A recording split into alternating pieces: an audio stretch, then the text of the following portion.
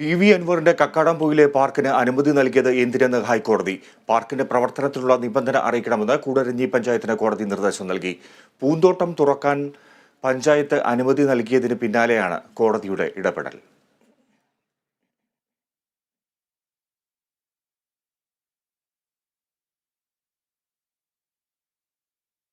അശ്വതി വിവരങ്ങളുമായി ചേരുന്നു. അശ്വതി, ഇക്കാര്യത്തിൽ എന്തൊക്കെ ചോദ്യങ്ങളാണ് ഹൈക്കോടതി ഉന്നയിക്കുന്നത്? പ്രത്യേകിച്ച് കൂടരഞ്ഞി പഞ്ചായത്തിന് നിർദ്ദേശം നൽകിയിരിക്കുന്നത് പൂന്തോട്ടം തുറക്കാൻ പഞ്ചായത്ത് അനുമതി നൽകിയതിന് പിന്നാലെയാണ് കോടതിയുടെ ഒരു ഇടപെടൽ ഉണ്ടായിരിക്കുന്നത്. എന്തൊക്കെയാണ് കോടതിയിൽ നിന്നുള്ള വാർത്തകൾ?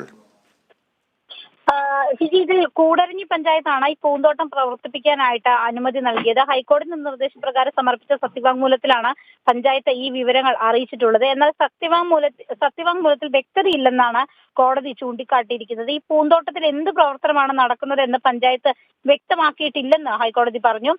എന്തൊക്കെ പ്രവർത്തനത്തിലാണ് അനുമതി നൽകിയതെന്നും ഹൈക്കോടതി ചോദിച്ചിട്ടുണ്ട്. ഇക്കാര്യങ്ങൾ വ്യക്തമാക്കി വിശദമായ സത്യവാങ്മൂലം നൽകാനാണ് പഞ്ചായത്തിന് കോടതി നിർദ്ദേശം നൽകിയിരിക്കുന്നത്. പാർക്കിന് ലൈസൻസ് ഇല്ലെന്നും പൊളിച്ചു മാറ്റണമെന്നും ആവശ്യപ്പെട്ടുള്ള ഹർജിയാണ് ജസ്റ്റിസ് വിജു എബ്രഹാം ഇന്ന് പരിഗണിച്ചത്. ഈ കേസ് അടുത്ത ആഴ്ച പരിഗണിക്കാൻ വേണ്ടി മാറ്റിയിരിക്കുകയാണ്. എന്തായാലും ഈ പാർക്കിന് അനുമതി നൽകിയതാണ് ഇതിലെ പ്രധാന പ്രശ്നം.